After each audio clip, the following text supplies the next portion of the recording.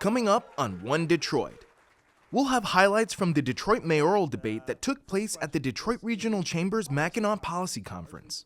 Plus, a civil rights landmark in Selma, Alabama finds a new home in Michigan.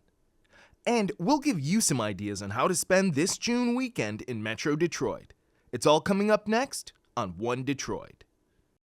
From Delta faucets to Behr paint, Masco Corporation is proud to deliver products that enhance the way consumers all over the world experience and enjoy their living spaces. Masco, serving Michigan communities since 1929. Support also provided by the Cynthia and Edsel Ford Fund for Journalism at Detroit PBS. The DTE Foundation is a proud sponsor of Detroit PBS. Through our giving, we are committed to meeting the needs of the communities we serve statewide to help ensure a bright and thriving future for all. Learn more at dtefoundation.com. Nissan Foundation, and viewers like you.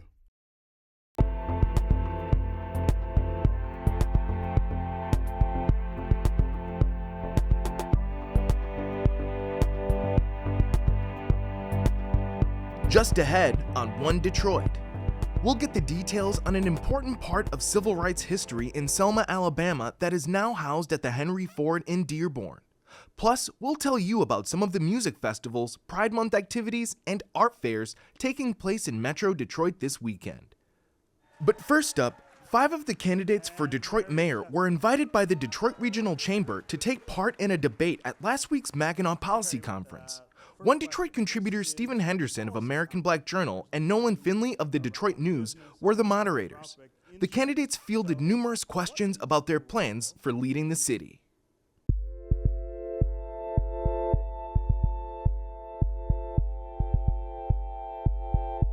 What is the role that you think the business community should be playing in Detroit right now?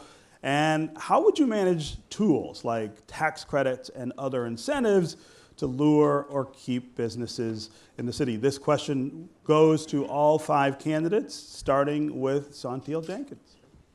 Thank you for the question. First, I think it's really important that the new mayor focus on the fact that a majority of tax abatements will start expiring in 27. By the year 2030, over half of the tax abatements will have expired. So we will need to retool this tool in order to extend those abatements. Otherwise, we'll start to lose businesses, we'll start to lose jobs. And the role of business is twofold. It's creating jobs, it's driving, it's an economic driver, and it is also their corporate citizenship should help to move the city forward in other ways. We need a mayor who knows how to partner with business to solve some of the issues that the city is and will face as we're moving forward. So that's the role of business, and that's the role that I will play, partnering with business as mayor. Okay, next up, Fred Durhal. Thank you, and good evening to you all. It's simple. The role that business has played in the revitalization of the city of Detroit is huge. We've got to continue public-private partnerships, but we've got to continue using the tools to develop our city. We're not done yet. So one of the issues that we are facing is the abatement cliff, which is a serious issue. And so yes, we will look to restructure the abatement cliff by spreading out what those tools are and the length of those abatements. But here's a key and a point that we can use. We can utilize, as we spread out the length of that abatement, an opportunity to opt in and generate revenue earlier for our city by allowing developers as well as those who have built there to pay a little bit early. And that'll add more money and revenue to our general fund here. But we've got to continue to grow the city of Detroit. When you talk about business, you just can't wake up in the morning and support business and development. You're going to need a mayor that has a proven track record of supporting development, and that's who we are, and we'll continue to do that as mayor. Okay, next is Solomon Kinloch. Well, thank you all for giving me the extension of the invitation to be here tonight. I'm excited to be a part of this panel. One of the things that we have to remember is that the mayoral office does not just cast vision, it also communicates that vision, and it also convenes a table in order to bring stakeholders together. We have to make sure that businesses are not the only stakeholders at the table, that we are calling together neighborhood leaders, we're calling together the philanthropic community, because we want to ensure that residents feel as much a part of the community as anyone else. I believe that businesses need to understand that they are welcome and that this is a city that's receptive to business. And we are willing to work with anybody that is willing to invest in the future health of the city. I believe that we should continue to do that as long as those business leaders are willing to work with the citizens of Detroit. Okay. James Craig, you're next. Yeah, thank you. I'm happy to be here today, and thank you for the invitation. Certainly, we have to focus on growing our middle class. I talk a lot about, growing small businesses, but that doesn't take away from continuing to grow big businesses. We have got to raise revenues in this city. But and it's been said already, we have to collaborate, and we have to continue to push forward. If we're going to grow our middle class, we have got to be a business-friendly city. And one of the things that I've heard as chief and deputy mayor over the time is that in many of the neighborhoods, they feel left out. They feel left out, the businesses feel left out. As chief of police, as you know, I leveraged working very closely with small business, and that was the gas stations, the liquor stores. The Green Light Project was widely successful. We will continue to do that because it's important. So yes, I am business friendly. We'll continue to work very hard to keep that relationship together, not dismissing the importance of drawing large corporations continuing into our city. Okay, next is Mary Sheffield. Thank you so much. Good evening to everyone. Thank you so much for having me. Excited to be here. And so I'm a firm believer that business needs people and people need business. My entire decade serving on the city council, I've tried to bridge that gap and bring the two together to ensure that we're moving Detroit in a positive direction. There is no doubt that the growth of our city largely was due to the public-private partnerships that we've been able to partner and form here in the city of Detroit. And so our business community, our corporate sectors are going to have to continue to contribute to the overall growth of our city. As it relates to fostering a more business-friendly environment, I do believe is needed. When it comes to tax abatements, my number one issue is addressing the core of why we have to abate in the first place. And that is because we pay some of the highest property taxes in the country. And so my goal, day one, which we're laying the foundation now, is to ensure that we're addressing real structural property tax reform so that we do not have to continue to abate our way out of the issues that we have in Detroit. But I do believe that business is the economic engine of our city. They provide jobs, they provide housing, and they provide vibrancy within our neighborhoods and the economic vibrancy that we want. And they must remain partners, and I'm looking forward to working with each and every one of us as we continue to move forward. Okay, let's follow up on that question. In your views, what has the current administration of Mike Duggan gotten right when it comes to business and development and investment, and what has it got wrong? What would you change? And the first question, the first candidate for that question is Saunteel Jenkins. Yes, Mayor Duggan has definitely done a good job of attracting business. Coming out of the bankruptcy, he did a great job of rebuilding confidence and investing in the city of Detroit and rebuilding some of those partnerships and expanding jobs and our economic engine in the city of Detroit. Now what we have to do is make sure that we're doing the same thing in neighborhoods. We need to make sure that there is a commercial corridor in each of the 7 districts. We have to ensure that our planning is intentional and that it is inclusive. And when we are having discussions about tax abatements, discussions about affordable housing, we have a real plan in place that is driving development and affordable housing and public transit in a way that is building our neighborhoods. And we also have to include schools. Fred Durhal, what do you think? What I would say is I think the mayor has done a tremendous job of laying, the groundwork for the next mayor to come in. We've stabilized neighborhoods. We've had some historic crime rates that have dropped in over 30 years. We've built over $1 billion in affordable housing, and I think it's also necessary to recognize that council has played an instrumental role in that as well. But we're that phoenix that has been rising from the ashes. We got to make sure that it doesn't fly into the window. So what we need to do is to continue to invest in affordable housing, continue to invest in development. But what nobody's talking about when we talk about comprehensive property tax reform, all of those roads lead through Lansing.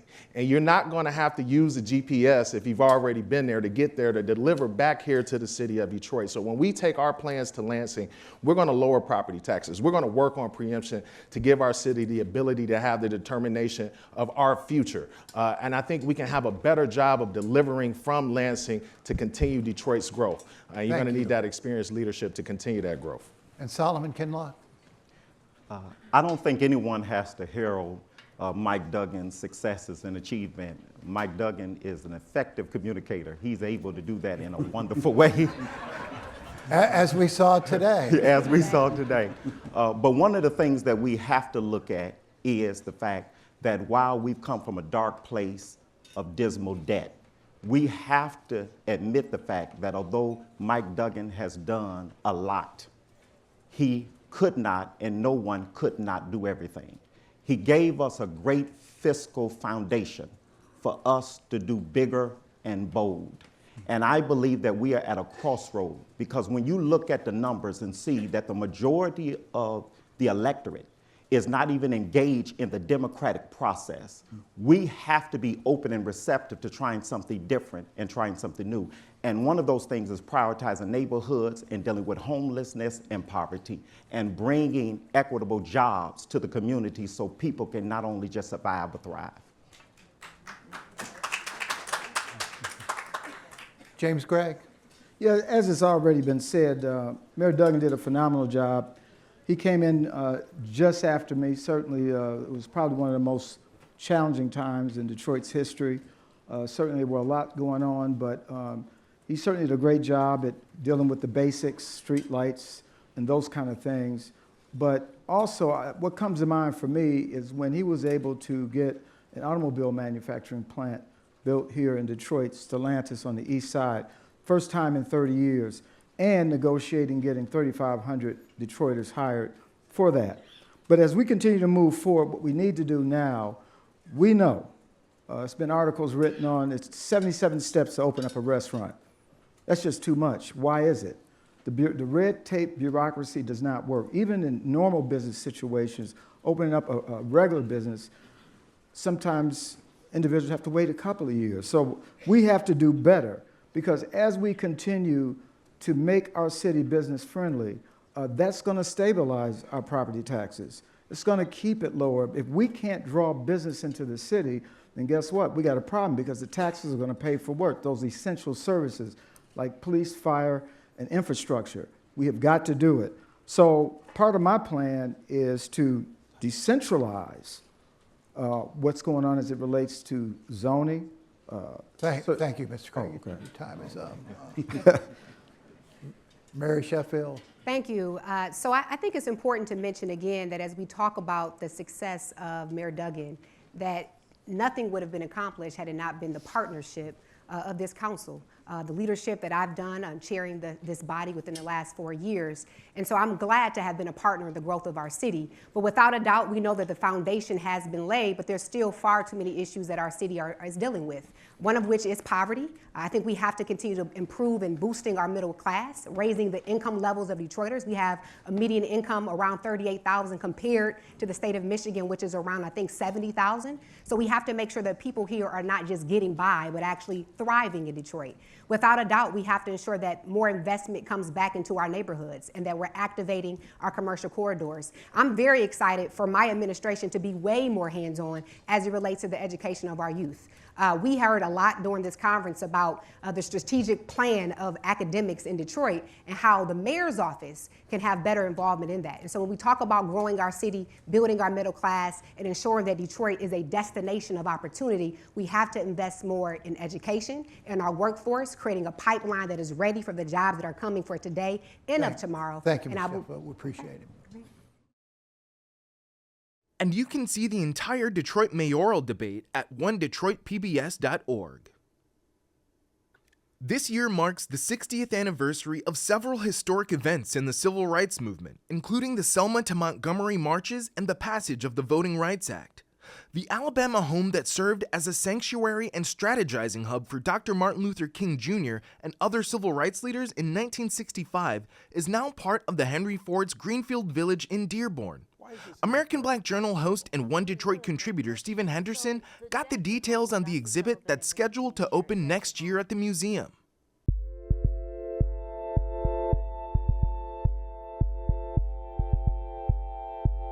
Let's start with what this house is. I don't think a lot of folks who even know much about Martin Luther King Jr. or the civil rights movement know about this house. Amber, I'll start with you. Why is this an important symbol? Absolutely, what a great question. So the Jackson home, the Dr. Sullivan and Richie Jean Sherritt Jackson home, was the home of a family, most importantly, a family who opened up their doors to their close personal friend, Dr. Martin Luther King in 1965, as well as his lieutenants as part of the Southern Christian Leadership Conference to help coordinate what became the Selma to Montgomery marches of 1965 and help plan out the Voting Rights Act. Essentially what this family did is take it on the chin, essentially, for a lot of Americans during this time period, welcoming in this person who was a great friend to them, but for many others was public enemy number one. This is him also coming on the backs of many other organizers that are already there in Selma. But I think what makes this story really interesting and really rich is that it's a story of an ordinary, everyday family who did something extraordinary, but also it allows us to talk about this really interesting intersection of justice, family, and community, all under the lens of American citizenship. And now it's ours. It's in our community permanently, right? It is. We got a call from Joanna Jackson. Joanna is the daughter of Dr. Sullivan Jackson and Richie Jean Jackson, and she's the only child, and she wanted to preserve this house in perpetuity. Her parents had since passed. She doesn't live in Selma, and she grew up in this home. She understands the significance, and her family, an incredible story, not just what they did, as Amber said, but that they preserved the things that were there from that time period. They understood the significance of it. And Joanna made a promise to her parents that she would do whatever she could to preserve the stories of the home. And she did for many years on her own. She would travel back and forth, meeting visitors and giving them tours. And pretty much out of the blue, we got a call from Joanna in February of 22. And she very passionately explained the significance of this home and what her ideas were to preserve it. And she basically said, Patricia, this home belongs in Greenfield Village. And, we took it from there. And we really did a lot of homework and a lot of research. So it didn't actually leave Selma until the end of 23. And now it's being restored in Greenfield Village. You have other important markers from this time at the museum. I'm not sure everyone knows about that, but of course I've been to the museum and sat on the bus where Rosa Parks also sat in Montgomery. And we're an American history museum. We tell the stories of American innovation, and we consider social transformation and American innovation. And so we tell the story of freedom and our rights as citizens for freedom in this country, democracy, in an exhibit called With Liberty and Justice for All, and that's where the Rosa Parks bus is. That's where we tell some of the things, stories about civil rights. There are tremendous connections to what happened in 1955 with the bus to what happened in 1965 with this home. You're talking about the things that have been preserved, that she's the daughter has spent a lot of time making sure they're preserved. What are some of those things?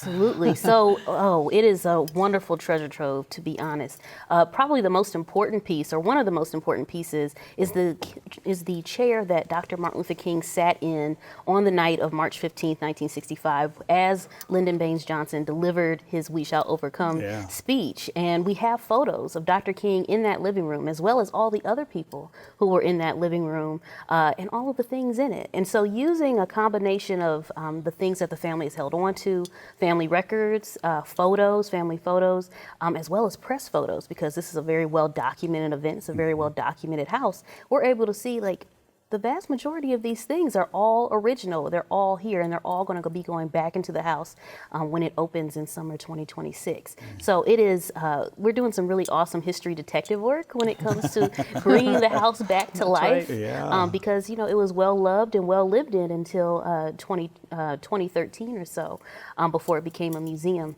on its own. So it is real important work, but it's also just really cool to be able to bring a more modern story to Greenfield Village. And the fact that the family knew the significance and saved all these things, they saved these things. We've even found, for instance, if they recovered or reupholstered a chair, they saved the original fabric underneath. So we're finding the fabrics that were used, we're finding wallpaper on the walls. It's an incredible history that's coming to life, and our curators and our conservators, like Amber just said, they're like detectives, and they're matching up the treasure trove of photographs with the things that we're finding in the collection, because when we moved the house, everything came with it. Right. Exactly. And I will say, we also, have the awesome opportunity of having Miss Richie Jean's voice. She wrote a book about her family's experiences in the home, called The House by the Side of the Road. And if you want to know what our interpretation is, just pick up that book.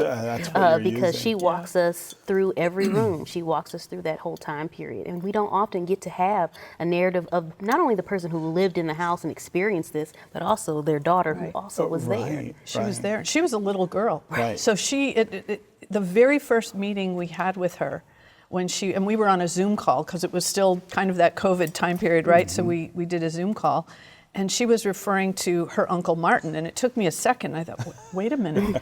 She's talking about Martin Luther King. That's my Uncle Martin. Right. So there are some wonderful pictures, and she has a lot of very, very fond memories of Dr. King and a lot of the people that were in her home during that time period. But it was also a scary time for them. Yes.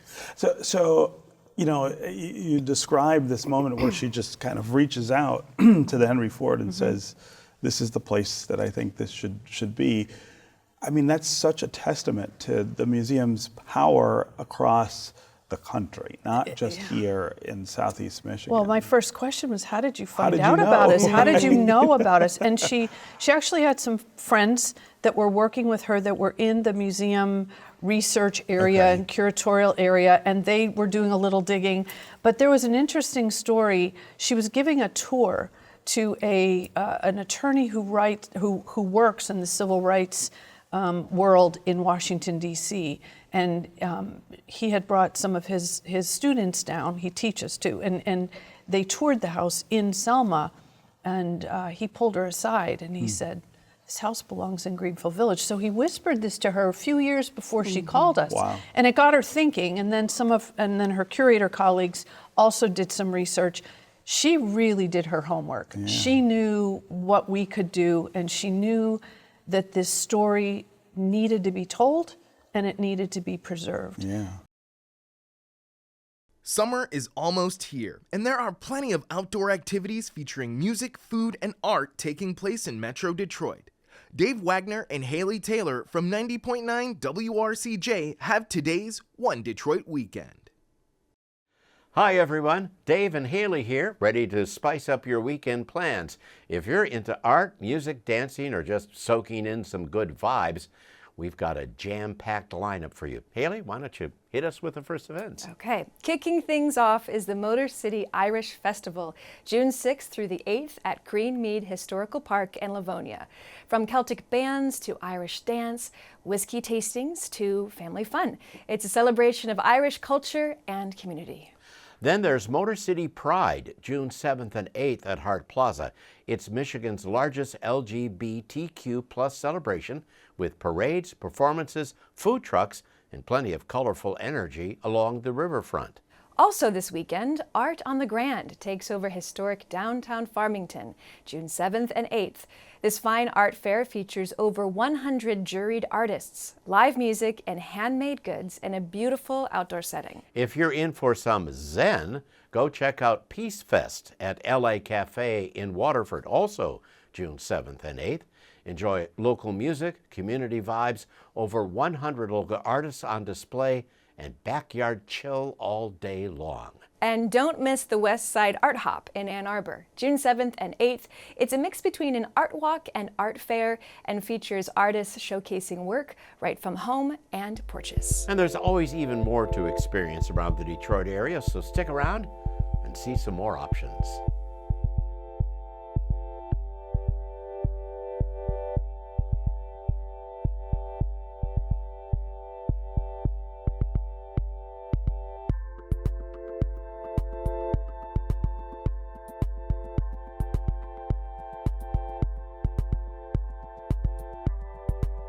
That'll do it for this week's One Detroit. Thanks for watching. Head to the One Detroit website for all the stories we're working on. Follow us on social media and sign up for our weekly newsletter. From Delta Faucets to Behr Paint, Masco Corporation is proud to deliver products that enhance the way consumers all over the world experience and enjoy their living spaces. Masco, serving Michigan communities since 1929. Support also provided by the Cynthia and Edsel Ford Fund for Journalism at Detroit PBS. The DTE Foundation is a proud sponsor of Detroit PBS. Through our giving, we are committed to meeting the needs of the communities we serve statewide to help ensure a bright and thriving future for all. Learn more at dtefoundation.com. Nissan Foundation, and viewers like you.